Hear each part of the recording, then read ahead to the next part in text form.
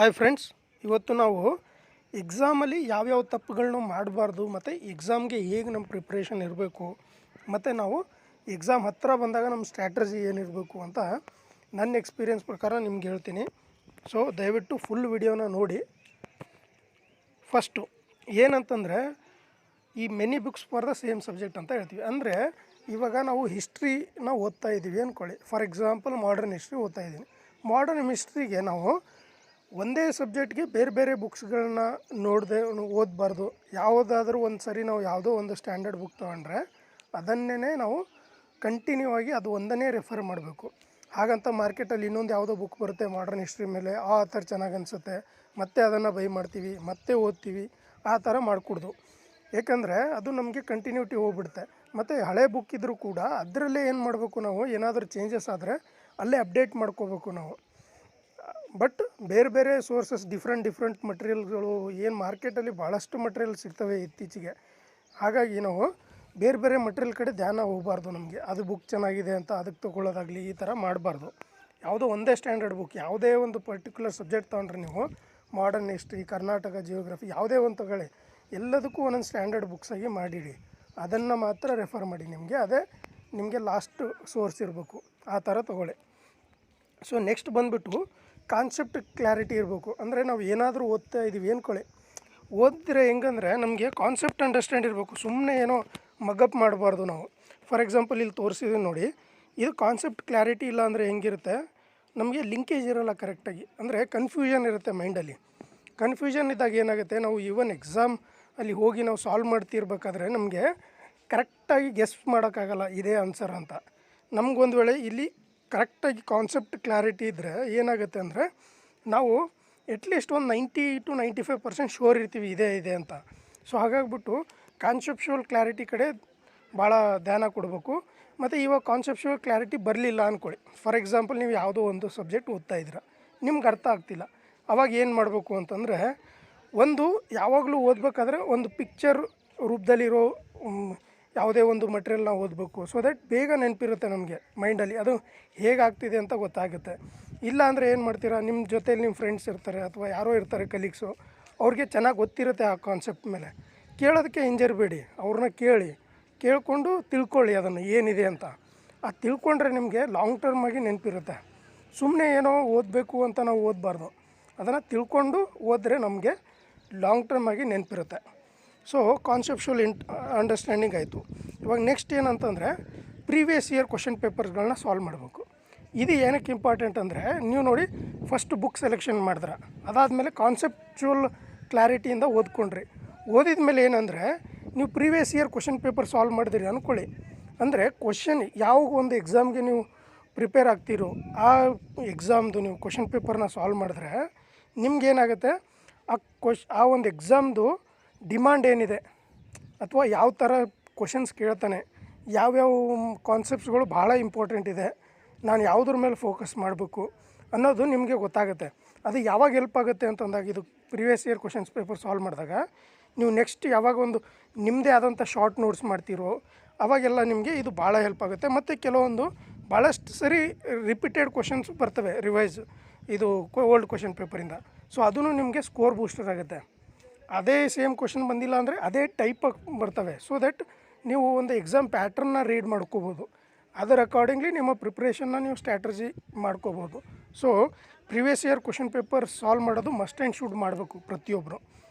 Next ಏನು ಅಂತಂದರೆ, ಈ previous year question paper solve ಮಾಡಿದ್ಮೇಲೆ ನಾವು ಸ್ವಾಟ್ ಅನಲೈಸಿಸ್ ಮಾಡ್ಕೋಬೇಕು. ಸ್ವಾಟ್ ಅನಲೈಸಿಸ್ ಅಂದರೆ ಏನು, ಇದು ಒಂದು ನಮ್ಮದು ಓನ್ ಸ್ಟ್ರೆಂತು ಮತ್ತು ವೀಕ್ನೆಸ್ ಏನಿದೆ ಅಂತ ನೋಡಬೇಕು. ನಾವು ಎಕ್ಸಾಮ್ ಕ್ವಶನ್ ಪೇಪರ್ ಬಿಡಿಸಿದ್ವಾ, ಫಸ್ಟ್ ಓದಿದ್ವಿ ಎಲ್ಲ ಬುಕ್ಗಳು, ಅದರಲ್ಲಿ ನಮಗೆ ಭಾಳ ಅಂಡರ್ಸ್ಟ್ಯಾಂಡಿಂಗ್ ಬೇಗ ಆಗ್ತಿರೋ ಸಬ್ಜೆಕ್ಟ್ ಯಾವುದು, ಕಷ್ಟ ಆಗ್ತಿರೋ ಸಬ್ಜೆಕ್ಟ್ ಯಾವುದು, ಮತ್ತು ಇವಾಗ previous year question paper solve ಮಾಡಿದಾಗ ನಾನು ಯಾವ ಸಬ್ಜೆಕ್ಟಲ್ಲಿ ಚೆನ್ನಾಗಿ ಸಾಲ್ವ್ ಮಾಡ್ತಾಯಿದ್ದೀನಿ, ಯಾವ ಸಬ್ಜೆಕ್ಟಲ್ಲಿ ಮಾಡೋಕ್ಕಾಗ್ತಾಯಿಲ್ಲ ಅನ್ನೋದನ್ನ ನಾವು ಅನಲೈಸ್ ಮಾಡಿಕೊಂಡು ಯಾವ್ಯಾವ ಸಬ್ಜೆಕ್ಟಲ್ಲಿ ನಾನು ವೀಕ್ ಇದ್ದೀನಿ ಅಂತ ಫಸ್ಟು ನಾವೇ ಒಂದು ಇದು ಮಾಡ್ಕೋಬೇಕು, ಲಿಸ್ಟ್ ಮಾಡ್ಕೋಬೇಕು. ಫಾರ್ ಎಕ್ಸಾಂಪಲ್ ಮೆಂಟಲ್ ಎಬಿಲಿಟಿ ಅಥವಾ ಸೈನ್ಸು ಅಥವಾ ಬೇರೆ ಯಾವುದೋ ಸಬ್ಜೆಕ್ಟ್, ಎಕನಾಮಿಕ್ಸ್ ಇರ್ಬೋದು, ಅದು ನನಗೆ ಭಾಳ ಟಫ್ ಅನಿಸಿರ್ಬೋದು, ಅದರಿಂದ ಸಾಲ್ವ್ ಮಾಡೋಕ್ಕಾಗ್ತಾಯಿಲ್ಲ ಜಾಸ್ತಿ. ಸೊ ಅದಕ್ಕೆ ನಾವು ಒತ್ತು ಕೊಡಬೇಕು ಜಾಸ್ತಿ. ಇದನ್ನು ಏನಂತೀವಿ, ಸೆಲ್ಫ್ ಅನಲೈಸಿಸ್ ಮಾಡ್ಕೋಬೇಕು ಫಸ್ಟು. ನಾನು ಯಾವುದ್ರಲ್ಲಿ ಬೆಟರ್ ಇದ್ದೀನಿ, ಯಾವುದ್ರಲ್ಲಿ ಇಲ್ಲ ಅಂತ. ಅದು ನಮಗೆ ಸ್ಕೋರ್ ಜಾಸ್ತಿ ಮಾಡೋಕ್ಕೆ ಹೆಲ್ಪ್ ಆಗುತ್ತೆ ಈ ಪರ್ಟಿಕ್ಯುಲರು. ಅದಾದಮೇಲೆ ಅಪಾರ್ಚುನಿಟೀಸ್ ಆ್ಯಂಡ್ ಥ್ರೆಟ್ಸ್ ಅಂತ ಹೇಳ್ತೀವಿ. ಥ್ರೆಟ್ಸ್ ಅಂದರೆ ಯಾವ ಥರ ಎಕ್ಸ್ಟರ್ನಲ್ ಥ್ರೆಟ್ಸ್ ಇರ್ಬೋದು. ಫಾರ್ ಎಕ್ಸಾಂಪಲ್ ಯಾರೋ ಒಬ್ಬರು ಹೇಳ್ತಾರೆ, ಏನು ಗುರು ಇದು ಆಗಲ್ಲ, ಸುಮ್ಮನೆ ಬಂದ್ವಿ, ಈ ಥರ ನೆಗೆಟಿವ್ ಥಾಟ್ಸ್ಗಳಿರುತ್ತೆ. ಆ ಥಾಟ್ಸ್ಗಳು ನಿಮಗೆ ಡಿಮೋಟಿವೇಟ್ ಮಾಡುತ್ತೆ ಓದೋಕ್ಕೆ. ಯಾವುದ್ರ ಕಡೆ ಕಾನ್ಸಂಟ್ರೇಟ್ ಮಾಡೋದನ್ನ ಬಿಡಿ. ಯಾಕಂದರೆ ನಿಮ್ಮ ಸ್ಟ್ರೆಂತ್ನ ನೀವು ಫಸ್ಟ್ ತಿಳ್ಕೊಂಡಿದ್ಮೇಲೆ ಸೆಲ್ಫ್ ಅನಲೈಸಿಸ್ ಮಾಡಿದ್ರೆ ಬೇರೆಯವ್ರ ಬಗ್ಗೆ ಬೇರೆಯವ್ರಿಗೆ ಹೇಳೋದು ಮಾತನ್ನ ಕೇಳೋದು ಅವಶ್ಯಕತೆ ಇಲ್ಲ. ನಿಮಗೆ ನಿಮ್ಮ ಮೇಲೆ ಕಾನ್ಫಿಡೆನ್ಸ್ ಇರಬೇಕು ಓದೋದ್ರಲ್ಲಿ. ಅದಾದಮೇಲೆ ಅಪಾರ್ಚುನಿಟೀಸ್ ಅಂತ ಹೇಳ್ತೀವಿ. ಅಪಾರ್ಚುನಿಟೀಸ್ ಅಂದರೆ ಏನು, ಬೇರೆ ಬೇರೆ ಎಕ್ಸಾಮ್ಸ್ಗಳು ಬಿಟ್ಟಿರ್ತಾರೆ. For example FDA, group C, KS, UPSC, PSI, PC ಭಾಳಷ್ಟು ಇರುತ್ತೆ. ಸೊ ನಿಮ್ಮದು ಸ್ಟ್ರೆಂತ್ ಏನಿದೆಯೋ ಅದರ ಅಕಾರ್ಡಿಂಗ್ಲಿ ಏನು ಮಾಡಬೇಕು, ನೀವು previous year question paper solve ಮಾಡ್ತೀರಾ, ಎಲ್ಲ ಮಾಡ್ತೀರಾ. ನಿಮ್ಗೆ ಯಾವ್ದು ಅನಿಸುತ್ತೆ ನಾನು ಇದು ಎಕ್ಸಾಮ್ ಮಾಡೇ ಮಾಡ್ಬೋದು ಅನ್ನೋ ಒಂದು ಎಲ್ರಿಗೂ ಕಾನ್ಫಿಡೆನ್ಸ್ ಬಂದೇ ಬರುತ್ತೆ.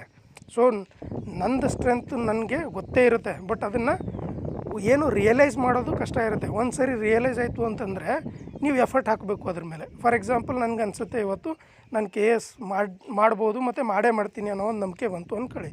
ಆವಾಗ ನಾವೇನು ಮಾಡಬೇಕು, ಅದ್ರ ಮೇಲೆ ಜಾಸ್ತಿ ಫೋಕಸ್ ಮಾಡಿ ಓದಬೇಕು ನಾವು. ಹಾಗಂತ ನಮಗೆ ನಮ್ಮದು ಸ್ಟ್ರೆಂತ್ನ ಫಸ್ಟು ತಿಳ್ಕೊಬೇಕು ನಾವು, ನಮ್ಮದು ಯಾವುದ್ರಲ್ಲಿ ಸ್ಟ್ರೆಂತ್ ಇದೆ ಅಂತ.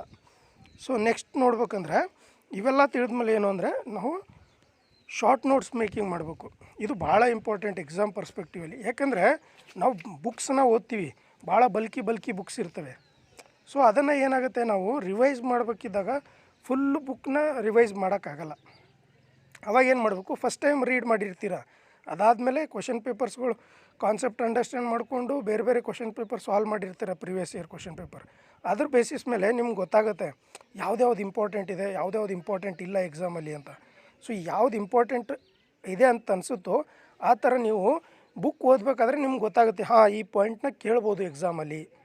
ಹಾಗಂದರೆ ಅದನ್ನು ನೋಟ್ ಮಾಡ್ಕೊಂಡು ಇಟ್ಕೋಬೇಕು ಚಿಕ್ಕ ಚಿಕ್ಕ ವರ್ಡ್ಸಲ್ಲಿ. ಸೇಮ್ ಸಮ್ಮರಿ, ಒಂದು ಬುಕ್ ಓದ್ಬಿಟ್ಟು ಸಮ್ಮರಿ ಒಂದು ಪೇಜಲ್ಲಿ ಬರೀತಿರಲ್ಲ, ಆ ಥರ ಇರಬೇಕು ನಿಮ್ಮ ಶಾರ್ಟ್ ನೋಟ್ಸು. ಫಾರ್ ಎಕ್ಸಾಂಪಲ್ ಒಂದು 5 ಪೇಜ್ ಓದಿದ್ದೀರಾ ಅಂದರೆ 5 ಪೇಜ್ನ ಒಂದು ಪೇಜಲ್ಲಿ ಇಳ್ಸಂಗಿರ್ಬೇಕು ನೀವು. ಸೊ ದ್ಯಾಟ್ ಎಕ್ಸಾಮ್ ಟೈಮಲ್ಲಿ ರಿವೈಸ್ ಮಾಡೋಕ್ಕೆ ಭಾಳ ಹೆಲ್ಪ್ ಆಗುತ್ತೆ. ಪ್ರತಿಯೊಂದು ಸಬ್ಜೆಕ್ಟ್ನೂ ಮಾಡಬೇಕು. ಮತ್ತು ಕೆಲವೊಂದು ಕಡೆ ಸ್ಟಿಕ್ಕಿ ನೋಟ್ಸ್ನ ಯೂಸ್ ಮಾಡಿ. ಸ್ಟಿಕ್ಕಿ ನೋಟ್ಸ್ ಏನಕ್ಕೆ ಯೂಸ್ ಮಾಡ್ತೀವಿ ಅಂತಂದರೆ, ಏನಿದು ಅಂತಂದಾಗ ಯಾವುದೇ ಒಂದು ಜೆರಾಕ್ಸ್ ಅಂಗಡಿಯಲ್ಲಿ ಸ್ಟಿಕ್ಕಿ ನೋಟ್ಸ್ ಸಿಗುತ್ತೆ. ನಾವು ಎಲ್ಲೇ ಓದ್ತಿರ್ಬೇಕಾದ್ರೆ ಏನಾಗುತ್ತೆ, ನಮಗೆ ಕೆಲವೊಂದು ಫ್ಯಾಕ್ಟ್ಸ್ಗಳು, ಫಾರ್ ಎಕ್ಸಾಂಪಲ್ ನನಗೆ ಪರ್ಟಿಕ್ಯುಲರಾಗಿ ಈ ಇಯರ್ಗಳು 1947 ಆಯಿತು, ಯಾವ ಡೇಟ್ ದಿನ ಆಯಿತು, ಯಾವುದು ಪರ್ಟಿಕ್ಯುಲರ್ ಇವೆಂಟು, ಇದು ನೆನಪಿರಲ್ಲ ಅಂದ್ಕೊಳ್ಳಿ. ಸೊ ನಮಗೆ ಯಾವ್ದು ನೆನಪಿರಲ್ವೋ ಜಾಸ್ತಿ, ಅದನ್ನು ಆ ಸ್ಟಿಕ್ಕಿ ನೋಟ್ಸ್ ಮೇಲೆ ಬರೆದು ನಮ್ಮ ಓದೋ ರೀಡಿಂಗ್ ಟೇಬಲ್ ಹತ್ರ ನಾವು ಸ್ಟಿಕ್ ಮಾಡಿಡಬೇಕು. ಆವಾಗ ಕಣ್ಣು ಹಾಯಿಸ್ತಿದ್ರೆ ಏನಾಗುತ್ತೆ, ಅದು ನಾವು ನೆನಪಿರುತ್ತೆ ಚೆನ್ನಾಗಿ, ನಾವು ಅದನ್ನು ಮಗಪ್ ಮಾಡೋ ಅವಶ್ಯಕತೆ ಬರೋಲ್ಲ. ಆ ಥರ ಆವಾಗ ನಾವು ಸ್ಟಿಕ್ಕಿ ನೋಟ್ಸ್ನ ಯೂಸ್ ಮಾಡಬೇಕು. ಈ ಶಾರ್ಟ್ ನೋಟ್ಸ್ ಮೇಕಿಂಗ್ ಭಾಳ ಇಂಪಾರ್ಟೆಂಟು. ಅದಾದಮೇಲೆ ರಿವಿಷನ್. ಇವಾಗ ನೀವು ಶಾರ್ಟ್ ನೋಟ್ಸ್ ಮಾಡಿದ ಮೇಲೆ ರಿವೈಸ್ ಮಾಡ್ಕೋತಿರ್ಬೇಕು. ಅದನ್ನು ರಿವೈಸ್ ಮಾಡಿದ ಮೇಲೆ ನೆಕ್ಸ್ಟ್ ಏನು ಅಂತಂದರೆ ನೆಮೋನಿಕ್ಸ್ ಅಂತ ಕರಿತೀವಿ. ನೆಮೋನಿಕ್ಸ್ ಅಂದರೆ ಏನು, ಈಗ ನಾನು ಏನು ಹೇಳಿದೆ, ಕೆಲವೊಂದು ನೆನಪಿರಲ್ಲ, ಕಷ್ಟ ಅನಿಸುತ್ತೆ ಅಥವಾ ಸೇಮ್ ಕಾಮನ್ ಇದ್ದಂಗೆ ಅನಿಸುತ್ತೆ. ಯಾವಾಗಲೂ ಆಪ್ಷನ್ಸ್ ನೋಡಿದಾಗ ಡಿಫ್ರೆನ್ಷಿಯೇಟ್ ಮಾಡೋಕ್ಕಾಗಲ್ಲ. ಸೊ ಭಾಳ ಫ್ಯಾಕ್ಚುವಲ್ ಕ್ವಶನ್ಸ್ ಇರ್ತವೆ, ಅದನ್ನು ನಾವು ನೆನಪಿಟ್ಕೊಳ್ಳೇಬೇಕಂತ ಇರ್ತದೆ ಒಂದೊಂದು. ಸೊ ಈ ಮೆಮೊರಿ ಪವರ್ ನಮಗೆ ನೆನಪು ಇಲ್ಲದೆ ಇದ್ದರೆ ಏನು ಮಾಡಬೇಕು ಅಂದರೆ ನೆಮೋನಿಕ್ಸ್ ಅಂತ ಯೂಸ್ ಮಾಡಬೇಕು. ಫಾರ್ ಎಕ್ಸಾಂಪಲ್ ನೆಮೋನಿಕ್ಸ್ ಅಂದರೆ ಏನಂತೀವಿ, ಕೋಡ್ ವರ್ಡು. ಫಾರ್ ಎಕ್ಸಾಂಪಲ್ ಏನು, 6th ಶೆಡ್ಯೂಲ್ ಆಫ್ ಇಂಡಿಯನ್ ಕಾನ್ಸ್ಟಿಟ್ಯೂಷನ್ನಲ್ಲಿ ಯಾವ್ಯಾವ ಒಂದು ಸ್ಟೇಟ್ಗಳು ಬರುತ್ತೆ ಅಂತ ಕೇಳ್ತಾನೆ ಅಂದ್ಕೊಳ್ಳಿ. ಸೊ ಅದಕ್ಕೆ ನೀವು ಏನು ಮಾಡ್ತೀರಾ, ಕೋಡ್ ಮಾಡ್ತೀರಾ, ATM ಅಂತ, ATM ಅಂತ ಮಾಡ್ತೀರಾ. ಅದರಲ್ಲಿ ನೀವು ಹೇಳ್ತೀರಾ ಅಸ್ಸಾಮು, ತ್ರಿಪುರ, ಮೇಘಾಲಯ, ಮಿಜೋರಾಮ್ ಅಂತ ಹೇಳ್ತೀರಾ. ಇವು 6th ಶೆಡ್ಯೂಲಲ್ಲಿ ಬರೋ ಸ್ಟೇಟ್ಸ್ಗಳು. ಇವಾಗ ಏನಾಗುತ್ತೆ, ನಾವು ಈ ಥರ ನೆಮೋನಿಕ್ಸ್ ಮಾಡಿರೋದ್ರಿಂದ ಬೇಗ ನೆನಪಲ್ಲಿ ಇರುತ್ತೆ ಮತ್ತು ನಮ್ಗೆ ಕನ್ಫ್ಯೂಷನ್ ಆಗೋಲ್ಲ ಎಕ್ಸಾಮಲ್ಲಿ. ಕೆಲವೊಂದು ನೆಮೋನಿಕ್ಸ್ ಮಾಡಿದ್ರೆ ಒಳ್ಳೆಯದು, ಯಾಕಂದರೆ ಅವು ಫ್ಯಾಕ್ಚುವಲ್ ಕ್ವಶನ್ಸ್ ಇರುತ್ತೆ. ನಾವು ಅದನ್ನು ಕಾನ್ಸೆಪ್ಟ್ ಅಂಡರ್ಸ್ಟ್ಯಾಂಡ್ ಮಾಡಿಕೊಂಡು ತಿಳ್ಕೊಂಡ್ರು ನೆನಪಿಟ್ಕೊಂಡ್ರು ಆ ಎಕ್ಸಾಮಲ್ಲಿ ಕೆಲವೊಂದು ಸರಿ ಮಿಸ್ ಹೊಡೋ ಚಾನ್ಸಸ್ ಇರುತ್ತೆ. ಅಂಥ ಒಂದು ಪರ್ಟಿಕ್ಯುಲರ್ಗೆ ನೆಮೋನಿಕ್ಸ್ ಮಾಡಬೇಕು. ಫಾರ್ ಎಕ್ಸಾಂಪಲ್ ಇನ್ನೊಂದು ಎಕ್ಸಾಂಪಲ್ ಹೇಳ್ತೀನಿ. ಕರ್ನಾಟಕದಲ್ಲಿ ಡಿಸ್ಟಿಕ್ಸ್ಗಳು ಹೇಳ್ತೀವಿ. ಡಿಸ್ಟಿಕ್ಸ್, ಲಾರ್ಜೆಸ್ಟ್ ಡಿಸ್ಟಿಕ್ ಯಾವ್ಯಾವು ಕ್ರೊನಾಲಜಿಯಾಗಿ ಬರೀರಿ ಅಂತ ಕೇಳಿದ್ರು ಅಂದ್ಕೊಳ್ಳಿ. ಸೊ ಆವಾಗ ನಾವು ಒಂದು ಏನು ಮಾಡ್ತೀವಿ, ಈಗ ಈ ಥರ ಮಾಡ್ತೀವಿ, ಬೇಕಾ, TV, UK ಅಂತ ನಾನು ಒಂದು ನಿಮೋನಿಕ್ಸ್ ಮಾಡಿದ್ದೀನಿ ನನ್ನ ಪ್ರಕಾರ. ಅದು ಈಗ ಇಲ್ಲಿ ಹೆಂಗಾಗುತ್ತೆ, ಒಂದು ಬೆಳಗಾವಿ ಫಸ್ಟ್ ಲಾರ್ಜೆಸ್ಟ್ ಡಿಸ್ಟಿಕ್ಕು, ಅದಾದಮೇಲೆ ಕಲಬುರ್ಗಿ, ಅದಾದಮೇಲೆ ತುಮಕೂರು ಆದಮೇಲೆ ವಿಜಯಪುರ, ವಿಜಯಪುರ ಆದಮೇಲೆ ಉತ್ತರ ಕನ್ನಡ. ಈ ಥರ ನಿಮೋನಿಕ್ಸ್ನ ನಿಮ್ಗೆ ಹೆಂಗೆ ತಿಳಿಯುತ್ತೋ ಅದೇ ರೀತಿಯಲ್ಲಿ ನೀವು ಮಾಡ್ಕೊಳ್ಳಿ, ಅದು ಭಾಳ ಇಂಪಾರ್ಟೆಂಟು. ಓಕೆ, ನೆಕ್ಸ್ಟ್ ಬಂದುಬಿಟ್ಟು ಮೆಂಟಲ್ ಎಬಿಲಿಟಿ ಆ್ಯಂಡ್ ರೀಸನಿಂಗ್. ಇದನ್ನು ಹೇಗೆ ಪರ್ಟಿಕ್ಯುಲರಾಗಿ ಇಟ್ಟಿದ್ದೀನಿ ಅಂತಂದರೆ, ಭಾಳ ಜನ ಏನು ಮಾಡ್ತಾರೆ, ಮೆಂಟಲ್ ಎಬಿಲಿಟಿ ರೀಸನಿಂಗು ಟಫ್ ಇರ್ಬೋದು ಅಥವಾ ಅದಕ್ಕೆ ನೆಗ್ಲೆಕ್ಟ್ ಮಾಡ್ತಾರೆ. ಬಟ್ ಭಾಳ ಸರಿ ನೋಡಿದ್ದೀನಿ, ಈ ಎಕ್ಸಾಮ್ಸಲ್ಲಿ ಯಾರು ಒಂದು ಎಡ್ಜ್ ಮುಂದಿರ್ತಾರೋ ಅದು ಮೇನ್ಲಿ ಏನು ಅಂತಂದರೆ ನಮ್ಮದು ಸೈನ್ಸ್ ಕ್ವಶನ್ಸು ಮತ್ತು ಮೆಂಟಲ್ ಎಬಿಲಿಟಿ ಕ್ವಶನ್ಸ್ ಯಾರು ಚೆನ್ನಾಗಿ ಮಾಡ್ತಾರೋ ಅವರು ಒಂದು ಎಡ್ಜ್ ಮುಂದೆ ಇರ್ತಾರೆ. ಮೆಂಟಲ್ ಎಬಿಲಿಟಿ ಸಾಲ್ವ್ ಮಾಡೋದು ಇನ್ನೊಂದು ಪ್ಲಸ್ ಪಾಯಿಂಟ್ ಏನು ಅಂದರೆ, ನಮ್ಮದು ಮೈಂಡ್ ಚುರುಕಾಗುತ್ತೆ. ಚುರುಕಾದಾಗ ನಾವು ಬೇರೆ ಸಬ್ಜೆಕ್ಟ್ಸು ಓದ್ತೀವಲ್ಲ, ಅಲ್ಲೂ ಕೂಡ ಅದರ ಎಫೆಕ್ಟ್ನ ಕಾಣ್ಬೋದು ನಾವು. ಸೊ ಮೆಂಟಲ್ ಎಬಿಲಿಟಿ ಏನು ಕ್ವಶನ್ ಸಾಲ್ವ್ ಮಾಡ್ತೀವೋ ಮತ್ತು ರೀಸ್ನಿಂಗು ಇವು ಸಾಲ್ವ್ ಮಾಡೋದ್ರಿಂದ ಒಂದು ನಮ್ಮ ಮೆಮೊರಿ ಪವರ್ ಇನ್ಕ್ರೀಸ್ ಆಗದೆ ಆಗುತ್ತೆ ಮತ್ತು ಚುರುಕಾಗುತ್ತೆ. ಮತ್ತು ನಮಗೆ ಎಕ್ಸಾಮಲ್ಲೂ ಯಾವುದೇ ಆ ಥರ ಆ್ಯಪ್ಟಿಟ್ಯೂಡ್ ಕ್ವಶನ್ ಸಾಲ್ವ್ ಮಾಡೋದ್ರಿಂದ ಬೇರೆಯವ್ರಿಗಿಂತ ಒಂದೆರಡು ಮಾರ್ಕ್ಸ್ ಜಾಸ್ತಿ ಸ್ಕೋರ್ ಮಾಡೋದು ಆಗುತ್ತೆ ಪಾಸಿಬಿಲಿಟಿ. ಅದಾದಮೇಲೆ ಏನು ಅಂತಂದರೆ ಪ್ರಾಕ್ಟೀಸು. ಈಗ ನೀವು ಎಲ್ಲ ಓದಿದ ಮೇಲೆ ಪ್ರಾಕ್ಟೀಸ್ ಭಾಳ ಇಂಪಾರ್ಟೆಂಟು. ಪ್ರಾಕ್ಟೀಸ್ ಏನು ಮಾಡ್ಬೋದು, ಒಂದು ಈ ಥರ OMR ಶೀಟ್ ತೊಗೊಂಡು ಯಾವುದೋ ಒಂದು ಕೋಚಿಂಗ್ ಇನ್ಸ್ಟಿಟ್ಯೂಟ್ ಹೋಗಿ ಅಥವಾ ಆನ್ಲೈನಲ್ಲಿರೋ MCQ ಸಾಲ್ವ್ ಮಾಡಿ. ಬಟ್ ಏನಂದರೆ, ನಾವು ಎಷ್ಟು ಓದಿದ್ನ ನಮಗೆ ಎಷ್ಟು ನೆನಪಿದೆ ಅಂತ ನಾವು ಚೆಕ್ ಮಾಡ್ಬೇಕಂದ್ರೆ ಇದು MCQs ಹೆಲ್ಪ್ ಮಾಡುತ್ತೆ. ನಾವು ಇಲ್ಲೇನಾದರೂ MCQ ಸಾಲ್ವ್ ಮಾಡೋಕ್ಕೆ ಟ್ರೈ ಮಾಡಿದ್ರೆ ಅದೇ ಮಿಸ್ಟೇಕ್ಸ್ನ ನಾವು ಎಕ್ಸಾಮಲ್ಲಿ ಮಾಡಲ್ಲ. ಸೊ ಹಾಗಾಗ್ಬಿಟ್ಟು ನಾವು ಎಷ್ಟೇ ಓದಿದ್ರೂ ಕೂಡ ಈ ಪ್ರಾಕ್ಟೀಸ್ ಏನಿದೆ ಇದು ಭಾಳ ಇಂಪಾರ್ಟೆಂಟ್ ಇದೆ. ಇದು ಮೇನ್ಸ್ ಇರಲಿ ಅಥವಾ ಪ್ರಿಲಿಮ್ಸ್ ಇರಲಿ ಯಾವುದೇ ಆಗಲಿ, ಪ್ರಾಕ್ಟೀಸ್ ಇಲ್ಲದೆ ನಿಮಗೆ ಭಾಳ ಕಷ್ಟ ಅಲ್ಲಿ ಎಕ್ಸಾಮಲ್ಲಿ ಮಾಡೋಕ್ಕೆ. ಇಲ್ಲಿ ಪ್ರಾಕ್ಟೀಸ್ ಮಾಡಿದ್ರೆ ಏನಾಗುತ್ತೆ, ನೀವು ಭಾಳ ಸಕ್ಸಸ್ ಕಾಣ್ತೀರಾ ಎಕ್ಸಾಮಲ್ಲಿ. ಸೊ ಪ್ರಾಕ್ಟೀಸ್ ನೀವು ಯಾವುದರಿಂದನೂ ಮಾಡಿ. ಫಾರ್ ಎಕ್ಸಾಂಪಲ್ ಆನ್ಲೈನ್ ಸೈಟ್ಸ್ ತಗೊಳ್ಳಿ, ಎಕ್ಸಾಮ್ ವೇದ ಅಂದ್ಕೊಳ್ಳಿ, ಇಂಡಿಯಾ ಬಿಕ್ಸ್ ಅಂದ್ಕೊಳ್ಳಿ, ಯಾವುದೇ GK ಟುಡೇ ಆಗಲಿ, ಯಾವುದೋ ಒಂದು ವೆಬ್ಸೈಟ್ ತೆಗೀರಿ, ಅದರಿಂದ ಓದ್ಕೊಳ್ಳಿ. ಸೊ ಚಾಪ್ಟರ್ ವೈಸ್ ಓದಿದಾಗ ಏನಾಗುತ್ತೆ, ನಮಗೆ ಗೊತ್ತಾಗುತ್ತೆ ಏನು ಅಂತ, ನಾವು ಯಾವುದರಲ್ಲಿ ವೀಕ್ ಇದ್ದೀವಿ, ನಾವು ಎಷ್ಟು ಮಾಡ್ತಾಯಿದ್ವಿ ಎಕ್ಸಾಮ್ ಚೆನ್ನಾಗಿ ಮಾಡ್ತಾಯಿದ್ದೀವೋ ಇಲ್ಲ ಪರ್ಟಿಕ್ಯುಲರ್ ಸಬ್ಜೆಕ್ಟಾಗಿ ಅಂತಂದಾಗ ನಮಗೆ ಇನ್ನೂ ಗೊತ್ತಾಗುತ್ತೆ ನಾನು ಎಷ್ಟು ಚೆನ್ನಾಗಿ ಕಾನ್ಸೆಪ್ಟನ್ನ ಅಂಡರ್ಸ್ಟ್ಯಾಂಡ್ ಮಾಡ್ಕೊಂಡು. ಮತ್ತು ಆ ಸಾಲ್ವ್ ಮಾಡಿ ಇನ್ನೊಂದು ಸರಿ ಓದಿದಾಗ ಏನಾಗುತ್ತೆ, ನಾವು ಇನ್ನೂ ಚೆನ್ನಾಗಿ ಅಂಡರ್ಸ್ಟ್ಯಾಂಡ್ ಆಗುತ್ತೆ ನಮಗೆ ಕಾನ್ಸೆಪ್ಟ್ಸು. ಓಕೆ, ಅದಾದಮೇಲೆ ನೆಕ್ಸ್ಟ್ ಏನು ಅಂತಂದರೆ, ಇದು ಎಕ್ಸಾಮ್ಗಿಂತ ಮೊದಲಿರೋ ಪ್ರಿಪ್ರೇಷನು. ಇವಾಗ ಎಕ್ಸಾಮ್ ಟೈಮಲ್ಲಿ ನಿಮಗೆ ಇವಾಗ ಎಕ್ಸಾಮ್ ಡೇಟ್ನ ಅನೌನ್ಸ್ ಆಯಿತು, ಅಡ್ಮಿಟ್ ಕಾರ್ಡ್ ರಿಲೀಸ್ ಆಗಿದೆ. ಅದಾದಮೇಲೆ ಎಷ್ಟು ದಿವಸ ಇರುತ್ತೆ, ಹಾರ್ಡ್ಲಿ ಒಂದು 10 ರಿಂದ 15 ದಿವಸ ಟೈಮ್ ಇರುತ್ತೆ ಅಡ್ಮಿಟ್ ಕಾರ್ಡ್ ಬಿಟ್ಮೇಲೆ. ಆವಾಗ ಏನು ಮಾಡಬೇಕು ಆ ಸಂದರ್ಭದಲ್ಲಿ ಅಂತಂದರೆ, ಒಂದು ರಿವಿಷನ್ನು ಏನಂತೀವಿ, ಕ್ವಿಕ್ ರಿವಿಷನ್ ಅಂತ ಕರಿತೀವಿ. ಇವೆಲ್ಲ ಏನು ಓದಿದ್ವೋ ಸ್ಟಾರ್ಟ್ ಏನು ಮಾಡಬೇಕು, ನೀವು ಏನು ಶಾರ್ಟ್ ನೋಟ್ಸ್ ಮಾಡಿದ್ದೀರಾ ಅದನ್ನೇ ಮಾತ್ರ ಓದ್ಕೋಬೇಕು. ಯಾಕಂದರೆ ಅದರಲ್ಲಿ ಸಮ್ಮರೈಸ್ ಹೆಂಗೆ ಮಾಡಬೇಕು ಅಂದರೆ, ನೀವು ಮೇನ್ ಪಾಯಿಂಟ್ಸ್ ಎಲ್ಲ ಕವರ್ ಆಗಿರಬೇಕು. ಏನೋ ಒಂದು ಥೆರಾಟಿಕಲ್ ಕ್ವಶನ್ ಕೇಳಿದಾಗ ನಿಮ್ಗೆ ಕಾನ್ಸೆಪ್ಚುವಲ್ ಕ್ಲಾರಿಟಿ ಇದ್ದರೆ ನೀವು ಆರಾಮಾಗಿ ಮಾಡ್ತೀರಾ ಚೆನ್ನಾಗಿ ಅದನ್ನು.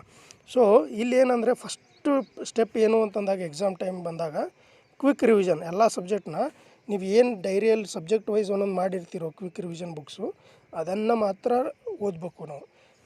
ಮೇಕ್ ಶ್ಯೂರ್ ದಟ್ ಏನು ಅಂದರೆ ಎಲ್ಲ ಕವರ್ ಆಗಬೇಕು. ಇರೋ 10-15 ದಿವಸದಲ್ಲಿ ನಿಮ್ಮ ಶಾರ್ಟ್ ನೋಟ್ಸು ಹಂಗೆ ಇರಬೇಕು, ಬೇಗ ಕವರ್ ಆಗೋ ಹಂಗೆ.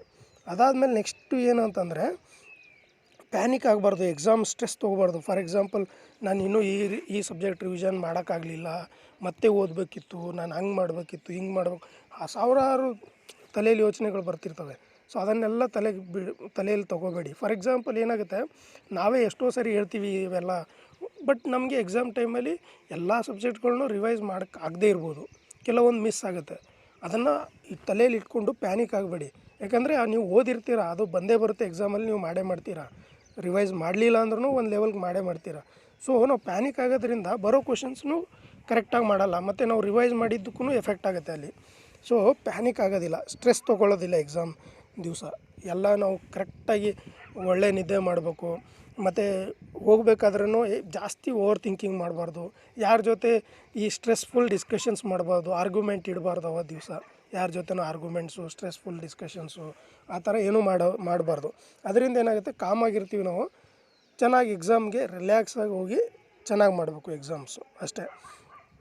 ಅದಾದಮೇಲೆ ಏನು ಅಂತಂದರೆ, ಲಾಸ್ಟ್ ಸ್ಟೆಪ್ಸು, ಎಕ್ಸಾಮ್ ಹಾಲಲ್ಲಿ ಕೂತಿದ್ದೀರಾ. ಇವಾಗ ಎಕ್ಸಾಮ್ ಹಾಲಲ್ಲಿ ಕೂತಿದ ತಕ್ಷಣ ಏನು ಮಾಡಬೇಕು, ಫಸ್ಟು ಜಾಸ್ತಿ ಉಸಿರಾಡಿ, ಬ್ರೆತಿಂಗ್ ಇನ್ಹೇಲ್ ಆ್ಯಂಡ್ ಎಕ್ಸ್ಹೇಲ್ ಮಾಡಿ. ಸೊ ದಟ್ ಏನಾಗುತ್ತೆ, ನಮಗೆ ಕಾಮಾಗಿ ಫೀಲ್ ಆಗುತ್ತೆ, ಜಾಸ್ತಿ ಥಿಂಕಿಂಗ್ ಬರಲ್ಲ ತಲೆಯಲ್ಲಿ.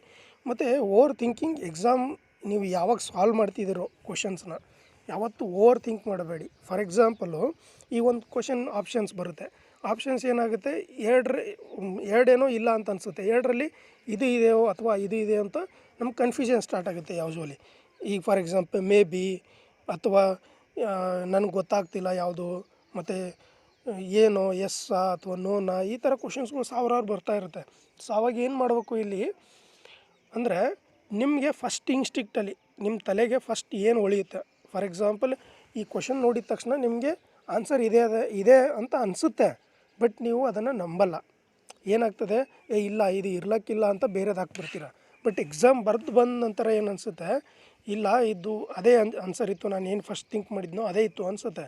ಸೊ ಏನಾಗುತ್ತೆ, ಯೂಶ್ವಲಿ ನಾವೆಲ್ಲ ಮಟೀರಿಯಲ್ಸ್ಗಳನ್ನ ಓದಿರೋದ್ರಿಂದ ಭಾಳಷ್ಟು ನಮಗೆ ಯೂಶ್ವಲಿ ಏನಾಗುತ್ತೆ, ಅದು ಕರೆಕ್ಟ್ ಇರೋ ಆನ್ಸರೇ ಇನ್ಸ್ಟಿಕ್ಟ್ ಬರುತ್ತೆ, ಬೇಗ ಹೊಳುತ್ತೆ ತಲೆಗೆ. ಸೊ ಹಾಗಾಗಿ ನಿಮ್ಮ ಏನು ಬರುತ್ತೆ ಫಸ್ಟ್ ತಲೆಯಲ್ಲಿ ಅದನ್ನು ನೀವು ನಂಬಿಟ್ಟು ಆನ್ಸರ್ ಹಾಕಬೇಕು. ಮತ್ತು ಕ್ವಶನ್ಸ್ನ ಭಾಳ ಕರೆಕ್ಟಾಗಿ ನೀಟಾಗಿ ಓದಬೇಕು. ಕೆಲವೊಂದು ಕ್ವಶನ್ಸಲ್ಲಿ ಯಾವುದು ಹೇಳಿಕೆ ಸರಿ ಇಲ್ಲ ಅಂತ ಕೊಟ್ಟಿರ್ತಾನೆ, ನಾವೇನು ಮಾಡ್ತೀವಿ, ಆ ಸರಿ ಇಲ್ಲ ಅನ್ನೋದನ್ನ ನೋಡಲ್ಲ, ಸರಿ ಅಂತ ತಿಳ್ಕೊಂಡು ಟಿಕ್ ಹಾಕ್ಬಿಡ್ತೀವಿ. ಆ ಥರ ಮಿಸ್ಟೇಕ್ಸು ಆಗ್ತವೆ. ಆ ಥರ ಮಿಸ್ಟೇಕ್ಸ್ಗಳನ್ನ ಮಾಡ್ಕೋಬಾರ್ದು. ಮತ್ತು ಓವರ್ ಥಿಂಕಿಂಗ್ ಮಾಡಬಾರ್ದು ಎಕ್ಸಾಮ್ಸಲ್ಲಿ, ಅದು ಭಾಳ ಇಂಪಾರ್ಟೆಂಟು. ಸೊ ಇವೆಲ್ಲ ಮಾಡಿದ್ರೆ ನಿಮಗೆ ಖಂಡಿತ ಸಕ್ಸಸ್ ಸಿಗುತ್ತೆ ಅಂತ ಹೇಳಿ ನಾನು ಈ ವಿಡಿಯೋನ ಕ್ಲೋಸ್ ಮಾಡ್ತಾಯಿದ್ದೀನಿ.